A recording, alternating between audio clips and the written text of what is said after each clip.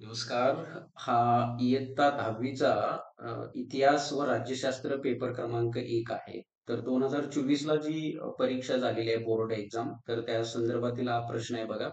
तर याचं जे स्वरूप आहे ते आपल्याला माहीत असणं गरजेचं आहे. तर याला जो वेळ असतो तो 2 तास असतो आपल्याला. ठीक आहे. 8 पानं असतात आणि एकूण मार्क किती आहेत? 40 मार्क आहेत आणि इतिहास व राज्यशास्त्र पेपर 1 असं याचं नाव आहे. ठीक आहे. तर हे प्रश्न आपण याच्यामध्ये बघा 1 ते 5 पर्यंत इतिहास प्रश्न क्रमांक व 6 ते 9 पर्यंत राज्यशास्त्र असा त्याचा अ, हे आहे विस्तार आहे. तर आपण इतर बघूया की मथुरा शिल्प असा ह्या रिकाम्या जागा भरा किंवा योग्य पर्याय आपल्याला निवडायचे आहे. तर दिलेल्या पर्यायापैकी योग्य पर्याय निवडून विधानं पूर्ण करावी लागतात. एकदम सोपा असतो आणि 3 प्रश्न असतात आणि 3 मार्क याच्यामध्ये आपल्याला मिळतात. आता उदाहरणार्थ मथुरा शिल्पशैली यांच्या काळात उदयाला आली. तर त्याचं उत्तर काय असू शकतं बघा. आपल्याला याच्यामध्ये दिसतं. तर ते आहे कुशाण. ठीक आहे. इसवी सन पूर्व 1-2 शतक जे आहे, जे इराण किंवा तिकडून अफगाणिस्तान सारख्या देशामधून ते भटकी जमात होती. तर ते आले आणि त्याच्यामध्ये कनिष्का हा एक राजा लोकप्रिय राजा होता बघा. त्यांनी चांदीची, सोन्याची नाणी पाडली. ठीक आहे. तयार केली. असा आपल्याला संदर्भ येतो. आणि त्यांच्या काळामध्ये मथुरा आणि सध्याचं जे पेशावर आहे, तर त्या 2 राजधान्या होत्या. ठीक आहे. त्यानंतर पुढचा प्रश्न महाबळेश्वर जवळील भिलार हे गाव कशासाठी प्रसिद्ध आहे? तर ते पुस्तकांचं गाव म्हणून ओळखलं जातं. ठीक आहे. तर मानवी इतिहास हा वर्ग संघर्षाचा इतिहास असतो असे मत या तत्वज्ञांनी मांडले.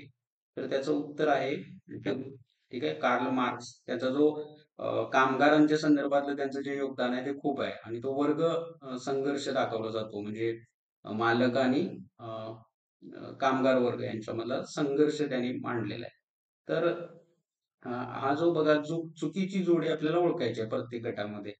तर पहिल्यांदा हा जर बघितला तर कुट्टियामम केरळ हे बरोबर आहे. रम्मन तर रामलीला हे पण बरोबर आहे. कालबेलिया आहे हे राजस्थानमधलं लोकनृत्य आहे. तर रम्मन हे पश्चिम बंगालमधलं नाहीये. तर ते कुठं आहे? उत्तराखंडमध्ये येतं. हा, उत्तराखंड असं आहे त्याचं नाव. ठीक आहे. उत्तराखंडमध्ये.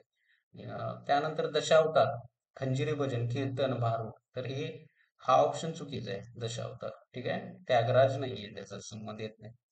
त्यानंतर James Mill, Frederick Max Muller, Mahadev Govind Ranade आणि दामोदर कोसंबी. तर ही बरोबर आहे. रानडे, महादेव रानडे इतिहासकारच होते. मॅक्स म्युलर हे जर्मन भाषेमध्ये त्यांनी अ, काही साहित्य हे केलं होतं बघा, रूपांतरित केलं होतं, भाषांतरित केलं होतं. हे पण बरोबर आहे. तर चुकीचं आहे जेम्स मिल. हे काय स्त्रीवादी नव्हते, तर ते वसाहतवादी इतिहासकार होते. ठीक आहे. त्यांनी Indian history of British India असं एक लिखाण केलं होतं. त्यानंतर हे काही संकल्पचित्र असे दिलेले असतात. तर कोणतेही 2 सोडवायचे. त्यामुळे विचारपूर्वक प्रश्न निवडायचा. आता संकल्पचित्र बघा, पर्यटनाचे प्रकार कोणते आहेत? तर एक असतं साहसी पर्यटन, म्हणजे जसं की आपण मोठमोठ्या गड किल्ल्यावर जातो आणि तिथून ट्रेकिंग करतो. बरोबर आहे? त्या पद्धतीचं. दुसरं धार्मिक पर्यटन, म्हणजे जसं की कोल्हापूरचं अंबाबाई मंदिर, तुळजापूरचं तुळजाभवानी मंदिर, पंढरपूरचं मंदिर. तर हे धार्मिक पर्यटनाचे प्रकार आहेत. त्यानंतर सांस्कृतिक पर्यटन. ठीक आहे. कृषी पर्यटन, आंतरराष्ट्रीय पर्यटन असे आपल्याला सागरी पर्यटन हा पण एक याच्यामध्ये दिसतो. त्यानंतर पुढील कालरेषा पूर्ण करा म्हटलंय. ठीक आहे. तर काझीरंगा ह्याला कोणत्या वर्षी जागतिक वारसा स्थळामध्ये समावेश झाला? तर त्याचं उत्तर आहे 1985 ला झालं. हा, 1987 ला सुंदरपूरचा समावेश झाला. घारापुरीची जी एलिफंटा केव्ज आहेत त्यांचा समावेश झाला. तर पश्चिम घाट कधी आला बघा? तर तो 2012 ला आला. 2014 मध्ये राणीची बाव आली. उदाहरणार्थ अशा अजून आपल्याला माहिती तर द्यावी लागेल. त्यानंतर हा जो गुण वैशिष्ट्य आणि उदाहरणं द्यायचे. कशाची? ललित कथा, ललित जे साहित्य प्रकार आहे. ठीक आहे. आणि भारुड. भारुड म्हणजे आपल्याला संत एकनाथ महाराज, संत ज्ञानेश्वर महाराज यांची ती आपल्याला भारुडं मिळतात. आता गुणवैशिष्ट्य पण यांची इथं सांगता येतील. जसं की रामकथा. ठीक आहे. हे एक त्याचं ललित काव्य आहे. त्याला ललित असं सुद्धा म्हणतात. ठीक आहे. म्हणजे लोक जीवनाचा मागोवा घेणारी ही काय आहेत? प्रकार आहेत ललित काव्य. ठीक आहे. तर हे थोडक्यात टिपा लिहायच्या आहेत. कोणत्याही 2 स्थळकोश, प्राच्यविद्या, इतिहास लेखन, वर्तमानपत्रांचे भारतीय स्वातंत्र्य संग्रामातील कार्य आपण खूप छान पद्धतीने सांगू शकतो. ठीक आहे. तर हे असं याच्यावरती योग्य आणि अचूक पद्धतीने माहिती लिहा. तर हे पुढील विधाने सहकाराने स्पष्ट करा असं म्हटलंय बघा. जसं की फुको. फुको नावाचा एक हा काय होता? फ्रेंच तत्वज्ञ होता बाबा. त्यांनी ज्ञानाचे पुरातत्व असं का म्हटलंय लेखन पद्धतीला, त्यांच्या लेखन पद्धतीला असं का म्हटलं, तर त्याची आपल्याला उदाहरणाशी सांगता आली पाहिजे. ठीक आहे. त्यानंतर चित्रकथीसारख्या नामशेष होण्याच्या मार्गावर असलेल्या परंपरेचे पुनर्जीवन करणे गरजेचं आहे का? हो. महाराष्ट्रातील किंवा इतर राज्यातील सुद्धा हे काय प्राचीन चित्रकथा प्रकार आहे. जसं की वारली चित्रकला आहे. ठीक आहे. तर ती आपण जतन करतोय सध्या. पण ती जतन व्हायला पाहिजे चांगल्या पद्धतीनं. ती नामनेच झाली तर ते आपल्या इतिहासाचा मागोवा घेणं आपल्याला कठीण जातं. त्यामुळे अशा पद्धतीनं आपल्याला याची उत्तरं द्यायची आहेत. आता खेळण्याद्वारे इतिहासावर प्रकाश पडू शकतो. तर होय, पडू शकतो. म्हणजे आता जसं की हडप्पा मोहेंजोदडोमध्ये सिंधू संस्कृतीमध्ये सुद्धा काही आपल्याला खेळणी सापडले. जसं की घोडागाडी आहे बघा, बैलजोडी आहे. ठीक आहे. तर त्याद्वारे त्यावेळच्या लोकजीवनाचा, संस्कृतीचा आपल्याला काय घेता येतो? अंदाज घेता येतो आणि त्यांच्याबद्दल आपल्याला चांगली माहिती मिळते. तर जागतिक वारसांच्या पदास पात्र ठरणारी स्थळे, परंपरा यांची यादी युनेस्कोद्वारे जाहीर केली जाते. हो, केली जाते. ठीक आहे. याच्या संदर्भात तुम्ही माहिती लिहून लिहा. आता मेजर ध्यानचंद आहेत, तर त्यांच्यावर प्रश्न विचारलेला आहे. एक पॅसेज छोटासा दिलाय आणि एकूण 4 मार्क आहेत. हॉकीचे जादूगार कुणाला म्हणतात? हा. भारतात मेजर ध्यानचंद यांचा दिवस कोणता दिवस म्हणून साजरा केला जातो बघा? तर तो राष्ट्रीय क्रीडा दिवस म्हणून साजरा केला जातो 29 ऑगस्ट. ठीक आहे. तर असं आपल्याला याच्यातून माहिती द्यायची आहे. त्यानंतर स्त्रीवादी इतिहास लेखन म्हणजे काय? जसं की स्त्रियांच्या स्त्रियांचे प्रश्न, त्यांच्यावर होत असलेला अन्याय किंवा त्यांनी केलेली इतिहासातील कामगिरी याच्यावर आधारित काय होतं ते स्त्रीवादी इतिहास लेखन झालेलं आहे. ठीक आहे. आणि जसं की स्त्रीवादी इतिहास लेखनामध्ये जर तुम्ही बघितलं तर ताराबाईंचा स्त्री-पुरुष तुलना हा एक ग्रंथ आहे बघा. ठीक आहे. त्याच्यातून स्त्रियांच्यावरती जो अन्याय व्हायचा त्याच्यावर त्यांनी वाचा फोडलेली आहे. किंवा रमाबाई पंडित असतील. ठीक आहे. पंडिता रमाबाई त्यांना आपण म्हणतो. सावित्रीबाई फुले असतील. त्यांनी जे लिखाण केलेलं आहे इतिहास लेखनाबद्दल किंवा महर्षी धोंडो केशव कर्वे यांचं जे योगदान आहे त्याबद्दल आपण लिहू शकतो. त्यानंतर ग्रंथालय व्यवस्थापन का महत्वाचं आहे? हां. कला क्षेत्रात व्यवसायाच्या कोणत्या संधी आहेत? सध्या दशावतार हा चित्रपट येऊन गेला, तर त्याच्याबद्दल आपल्याला जी दशावतारी नाटकांची जी परंपरा आहे, ती कोणत्या भागामध्ये जोपासली जाते त्याबद्दल इथं माहिती देणं अगत्याचं ठरतं. आता 6व्या प्रश्नापासून आपल्याला राज्यशास्त्र, पॉलिटी ज्याला म्हणतात, ते सुरू झाले. आता 73वी व 74वी घटना दुरुस्ती का झाली बाबा?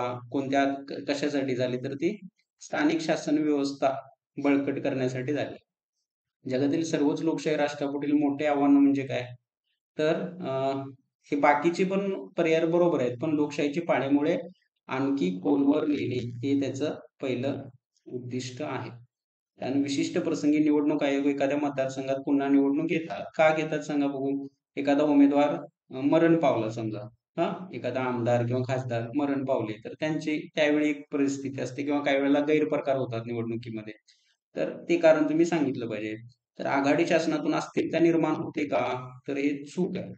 हे उत्तर काय? चूक आहे. आघाडी शासनातून अस्थिरता निर्माण होत नाही. उलट समन्वय साधला जातो आणि चांगल्या पद्धतीनं प्रशासन पुढं काम करतं.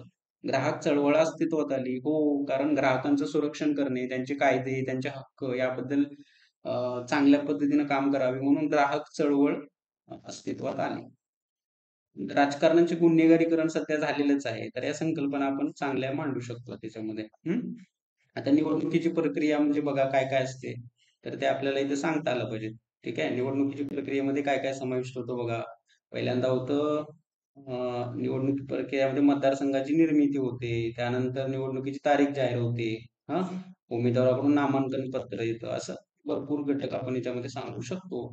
भारतीय लोकशाही समोरील आव्हानं कोणती आहेत सांगा? तर भ्रष्टाचार हे मोठं आव्हान आहे. ठीक आहे.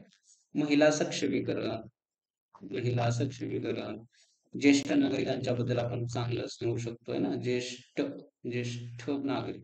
ठीक आहे. ज्येष्ठ नागरिकांच्या बद्दल गरिबी अशी आपल्याला सांगता येतील. भरपूर उदाहरणं आहेत. पर्यावरणाचा मुद्दा आहे.